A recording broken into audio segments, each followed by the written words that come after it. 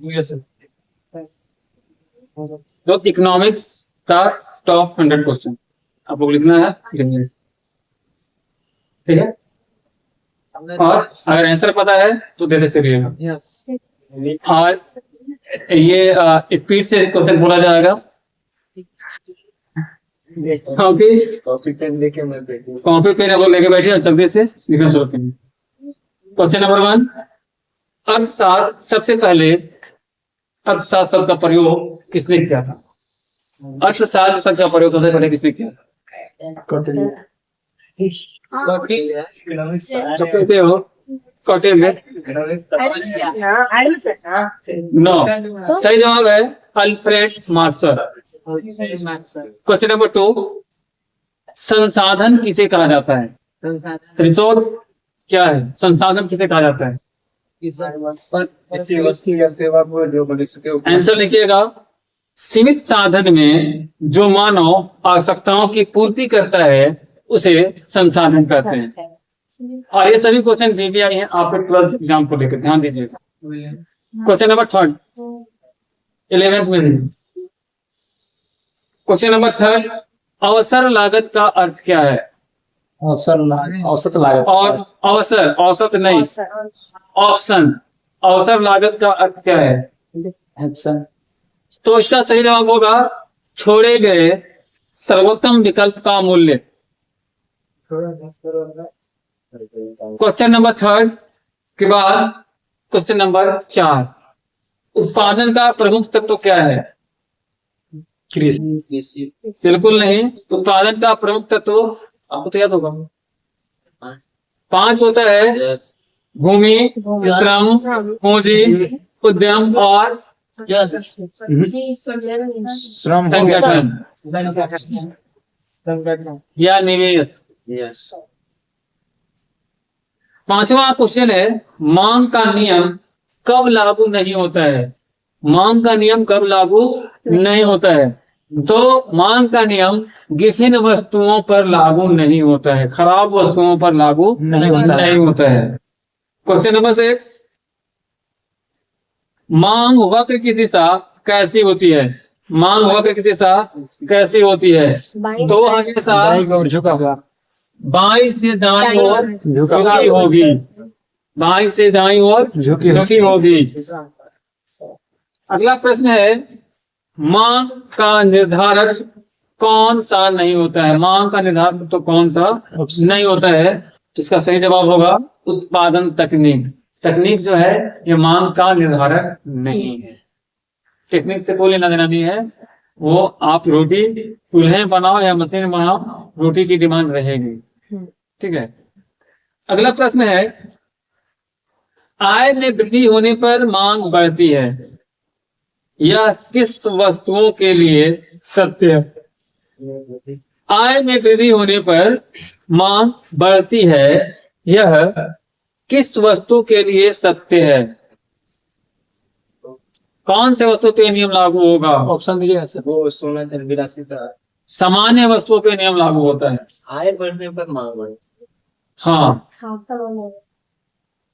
अगला कुछ इनकम, आपके पास पैसा ज्यादा होगा तो आप कोई सामान खरीदोगे और सामान्य वस्तु ही खरीदोगे, तो मांग ज्यादा आय बढ़ेगा तो मांग बढ़ेगा। सामान्य वस्तुओं के लिए नियम लागू। दो वस्तुओं के बीच पारलोज क्रॉस इलास्टिसिटी किसके लिए होती है?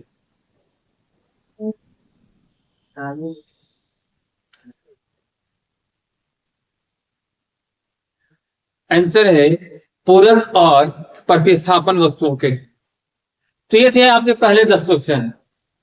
सेकेंड राउंड में आते हैं जिसमें उत्पादन और लागत, प्रोडक्शन और कॉस्ट से रिलेटेड 10 क्वेश्चन आएंगे।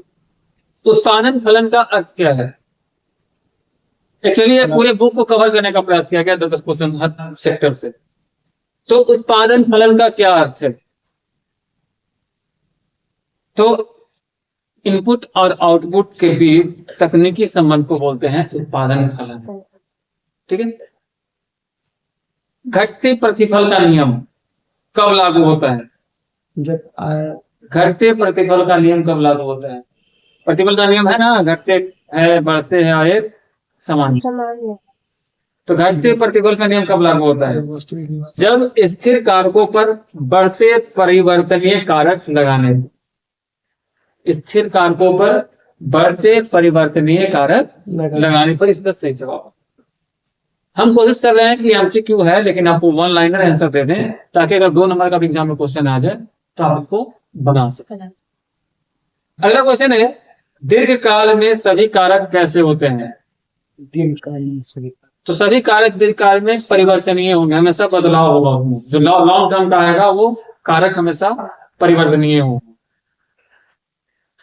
अगला क्वेश्चन है, औसत लागत का परिभाषा क्या होगा? फॉर्मूला क्या होगा? स्वप्न कीजिए, एवरेज कॉस्ट का फॉर्मूला क्या होगा? तो टोटल कॉस्ट डिवाइडेड प्रोडक्शन, तो कुल लागत डिवाइडेड उत्पादन। क्वेश्चन नंबर 15 है, सीमांत लागत मार्जिनल कॉस्ट क्या है? तो एक अतिरिक्त उत्पादन की लागत, मैंने बताया ना कि आखिरी जो सीमा का जहां हो जाता है। हाँ, लागत वक्र का आकार कैसा होता है? लागत वक्र का आकार सामान्यतः कैसा होता है? तो हमेशा वो ऐसा होता है, ठीक है? कैसा ऐसा होता है, यू आकार। हाँ, अस्थायी लागत का उदाहरण बताइए। अस्थायी लागत क्या है? मशीन का रेंट, किराया, हाँ या फिर बीमा पॉलिसी को लेते हैं आप LIC या किसी बैंक में रखते हैं तो महीना पूरा आपको देना है।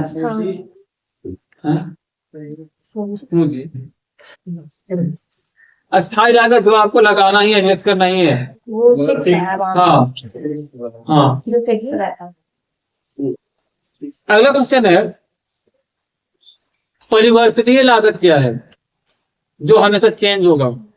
एग्जाम्पल सब बता दें। दीर्घकाल में परिवर्तनीय लागत मैं बता रहा हूँ होता है, तो वो होगा जैसे कि आप मजदूरी, लेबर कॉस्ट, हाँ कच्चा माल, हाँ ठीक है, वो घटते बढ़ते रहता है। अगला क्वेश्चन है, उत्पादन की समानांतर रेखा क्या दिखाती है?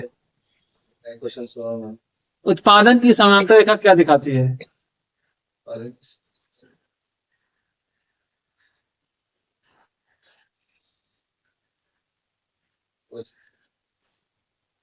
उत्पादन, समान उत्पादन वाली इनपुट इक्वलिटी, समांतर रेखा मतलब उत्पादन जो है समान तरीके से चल रही है।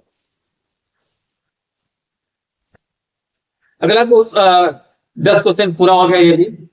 अगले राउंड में है बाजार के प्रकार, मार्केट फॉर्म, बाजार के कितने प्रकार कैसे होंगे?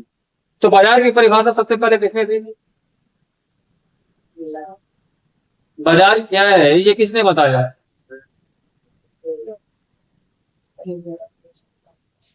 मार्शल ने, अर्थशास्त्री मार्शल ने। तो पूर्ण प्रतिस्पर्धी फर्म का लाभ अधिकतम कब होगा? पूर्ण प्रतिस्पर्धी फर्म का लाभ अधिकतम कब होगा? जब कॉम्पिटिटिव मार्केट होगा तो उसका लाभ अधिकतम कब होगा? जब MR इक्वल टू MC हो।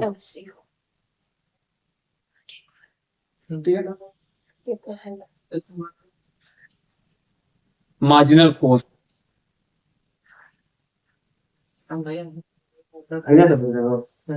नहीं बताए तब आपको एकाधिकार बाजार का क्या अर्थ है? एकाधिकार बाजार का क्या अर्थ है? जहाँ पे एक ही बेचने वाला खरीदार ज्यादा, एक विक्रेता और अनेक क्रेता, क्रेता एक विक्रेता और अनेक क्रेता। एकाधिकार में कीमत कौन तय करेगा? दुकानदार। सही जवाब है विक्रेता। बेचने वाला, बेचने वाला दुकानदार बोले तो विक्रेता में गलत ना हो गया भाई। विक्रेता सेम है। हैं? विक्रेता एक रहता है, किसमें? एक एकाधिकार में एक होगा, ही होगा। एक का अधिकार होगा उसमें। हाँ, क्रेता और मैं खरीदा वो सवाल पूछ रहे थे, तुम कंफ्यूज हो गए। नहीं सर, वही वही पूछ रहे थे। बोल रही थी। ओके, एकाधिकार का उदाहरण दीजिए। मतलब जैसे एक दुकान और एक विक्रेता मतलब खरीदने वाले बहुत दुकान एक है। उदाहरण देके बताइए ना, उस दुकान का नाम बताइए। जैसे इस एरिया में सिर्फ एक ही हमको दुकान का, ऐसे दुकान का नाम बताइए जिस दुकान से सब लोग खरीदते हो और एक ही दुकान है, तो दूसरा विकल्प नहीं है आपके पास। हैं? क्यों? सबका विकल्प नहीं है उसको। हो, हम रिलायंस से नहीं खरीदेंगे, किसी और से खरीद लेंगे। हम मान लीजिए कि नहीं होगा हम क्यों मान रहे हैं? और हम आप देखो, आप लोग इकोनॉमिक्स का स्टूडेंट हो, आप स्टूडेंट हो, एक ऐसा एग्जांपल दो, एक ऐसा मार्केट के बारे में बताओ जो इसका एकाधिकार है, उसका कोई विकल्प आपके पास नहीं है। आपको जब भी इसका उससे लेन देन या क्रय विक्रय या आदान प्रदान सेवा लेना देना है तो उसी से लेना है।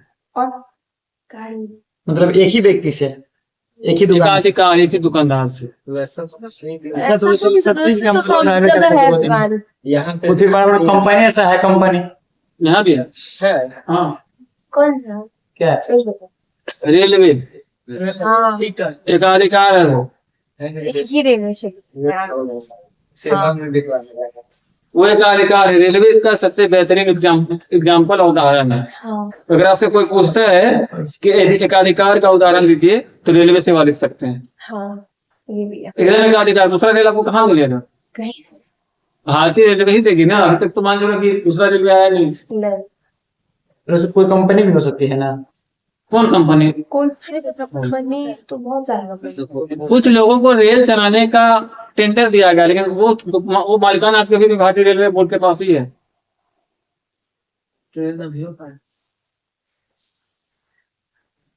एकाधिकार प्रतिस्पर्धा में उत्पाद कैसा होगा? जैसा उत्पादन चाहेगा। तो भिन्न भिन्न होगा, लेकिन समान उपयोग का होगा, सबको उपयोग कर सके ऐसा हो। अल्पाधिकार, अल्पाधिकार मतलब अल्पाधिकार में विक्रेताओं की संख्या कैसी होती है? बहुत कम। विक्रेता की संख्या, विक्रेता मतलब कम विक्रेता मतलब अनेक रहेगा। नहीं विक्रेता ही अल्पाधिकार और विक्रेता क्रेता मैंने क्वेश्चन पूछा कि अल्पाधिकार में विक्रेताओं की संख्या कितनी होती है? विक्रेता ज्यादा ज्यादा कुछ ही होती है, बहुत कम है क्योंकि अल्पा है। मतलब एक नहीं होगा लेकिन कम होगा। बहुत कम है। प्रियांशु का आंसर सही था। अल्पाधिकार वहां पे मतलब 3-4 दुकान हुई है, ज्यादा वहां पे आपके पास ऑप्शन नहीं है।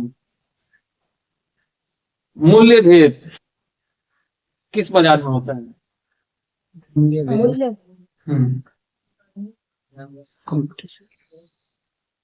एकाधिकार में वहां पे प्राइस जो है ना, 5 का सामान 50 मिलेगा तो वो खरीदना पड़ेगा। हाँ क्योंकि एक ही है। दुकान एक ही को रहेगी। पूर्ण प्रतिस्पर्धा में फर्म की मांग वक्र कैसी होगी? पूर्ण प्रतिस्पर्धा में फर्म की मांग वक्र कैसी होगी?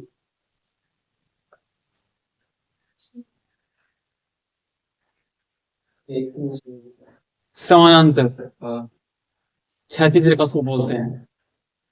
दीर्घकालीन संतुलन में फर्म को क्या होता है?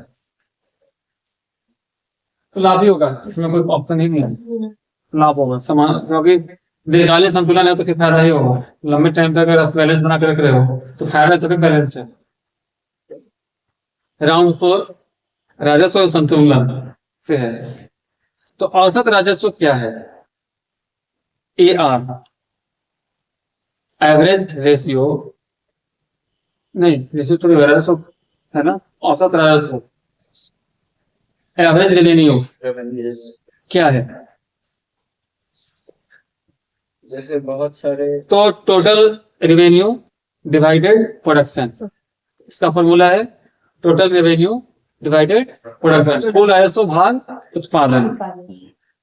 अगला क्वेश्चन है सीमांत राजस्व, मार्जिनल रेवेन्यू, क्या दर्शाता है? प्रोडक्शन से ज्यादा आगे जाकर रेवेन्यू लेना। एक अतिरिक्त इकाई से प्राप्त अतिरिक्त राजस्व।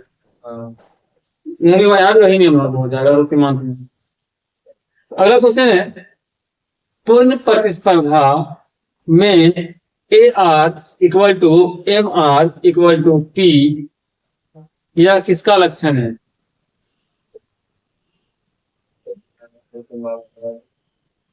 Marginal revenue.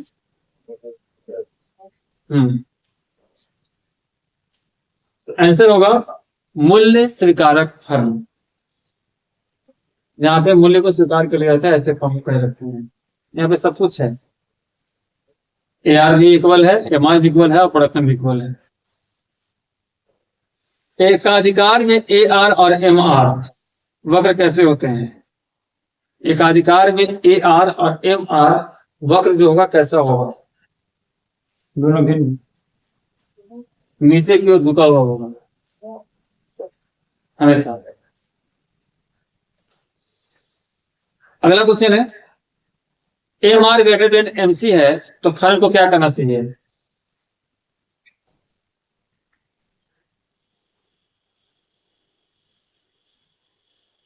मार्जिनल रेवेन्यू से ज्यादा मार्जिनल कॉस्ट है तो क्या करना चाहिए कंपनी फर्म को? तो फर्म को उत्पादन घटा देना चाहिए, प्रोडक्शन घटा देना चाहिए। प्रोडक्शन घटेगा तो अपने आप उसका पैसे। एकाधिकार में लाभ अधिकतम, लाभ का अधिकतम बिंदु क्या होगा? एकाधिकार में लाभ का अधिकतम बिंदु क्या होगा?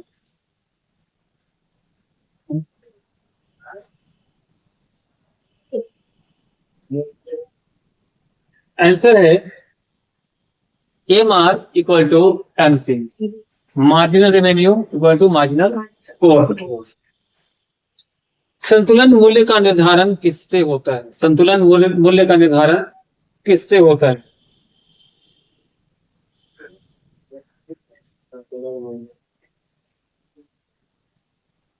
जब मांग और आपूर्ति जब लेवल में रहेगा तो मूल्य संतुलित रहेगा। तो मांग और आपूर्ति से कॉमन सेंस है, डिमांड और सप्लाई का चेंज सही रहेगा तो सब कुछ संतुलित रहेगा। और बाजार संतुलन में मांग इक्वल टू आपूर्ति, यह किस सिद्धांत पे आधारित है? मांग बराबर आपूर्ति या डिमांड इक्वल टू सप्लाई, किस सिद्धांत, किस थ्योरी पर आधारित? आंसर होगा मूल्य निर्धारण सिद्धांत। पांचवा भाग है समष्टि अर्थशास्त्र, माइक्रो इकोनॉमिक्स। अभी तक जो 4 भाग आप पढ़े वो माइक्रो से। तो माइक्रो में पहला क्वेश्चन आता है कि समष्टि अर्थशास्त्र के जनक कौन है? बताइए, 11th में से आप लोग पढ़ रहे हैं। समष्टि अर्थशास्त्र के जनक कौन है? समष्टि की बात हो रही है। Jam can. राष्ट्रीय आय का अर्थ क्या है? जो पूरे राष्ट्र का आय हो। तो देश में एक वर्ष में, किसी भी देश में एक वर्ष में जितने भी उत्पादित सभी वस्तुओं और सेवाओं का मूल्य, टोटल प्रोडक्शन और सेवा को जब जोड़ देंगे तो हो जाएगा राष्ट्रीय आय। जीडीपी का फुल फॉर्म बता दो भाई। Grass domestic product, grass domestic product, grass या ग्रॉस? और हिंदी में बता दो। सकल घरेलू उत्पाद। किसका शकल खराब हो गया? सकल घरेलू उत्पाद। तुम्हारा शकल खराब हो गया नाम है क्या? इकोनॉमिक्स में ये सकल का बात नहीं किया गया। हाँ, जीडीपी का हिंदी में फुल फॉर्म बताओ। सकल घरेलू उत्पाद, सकल घरेलू उत्पाद, घरियाली। घरेलू। अच्छा ठीक है, तो इसका फुल फॉर्म हो जाएगा ग्रॉस डोमेस्टिक प्रोडक्ट या फिर सकल घरेलू उत्पाद। उत्पाद। वो अलग है, वो टैक्स। जीएनपी का फुल फॉर्म बता दो भाई। GNB हाँ, जीएनपी का फुल फॉर्म क्या होगा? Gross national product. अच्छा, इसका हिंदी में बता दो।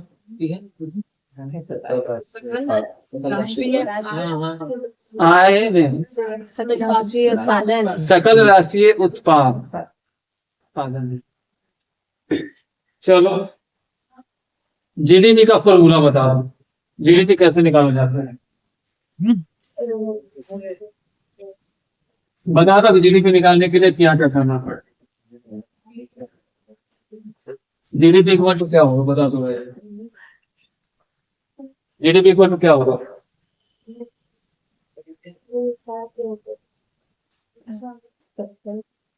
तो सबसे पहले तो उपभोग होगा ना। हाँ। जीडीपी निकालने के लिए पहले हम उपभोग लिखेंगे, ठीक है। उसके बाद इसमें क्या जोड़ेंगे उपभोग में? इन्वेस्टमेंट। तो उपभोग प्लस निवेश, निवेश। ठीक है।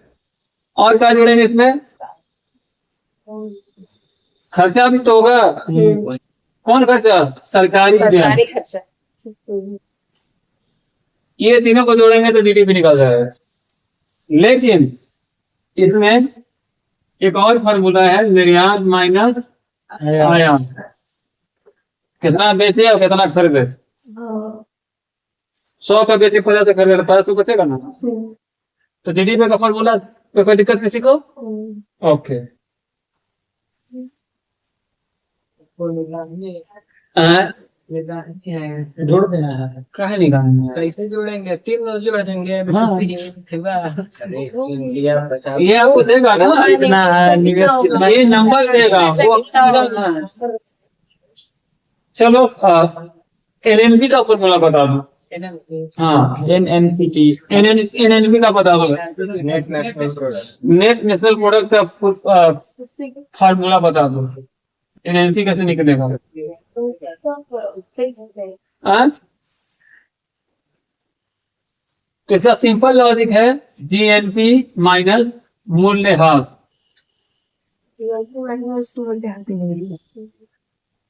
जीएनपी माइनस मूल्यह्रास। मूल्यह्रास पढ़ा है ना सब्जेक्ट में आप लोग को? मूल्य। हाँ हाँ, ठीक है। राष्ट्रीय आय को किस विधि से नापा जा सकता है? राष्ट्रीय आय को किस विधि से नापा जा सकता है?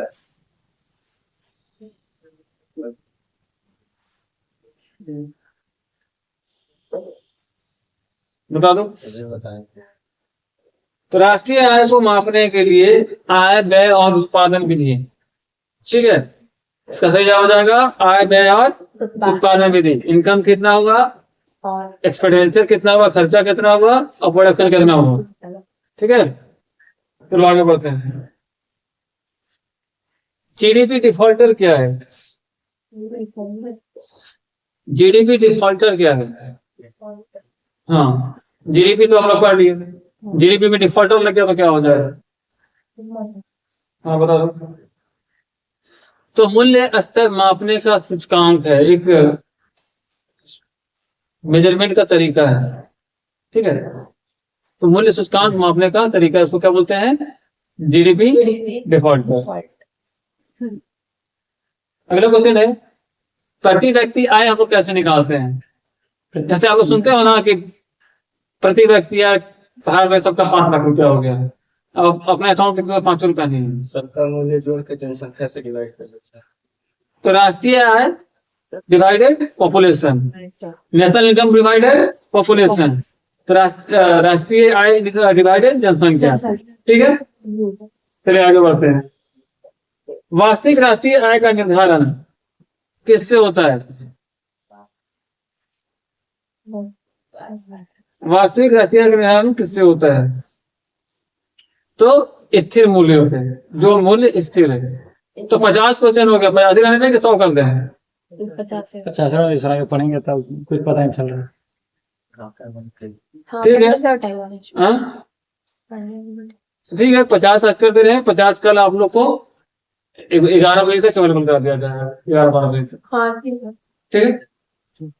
ठीक, जाइए छुट्टी कर देते हैं आपको।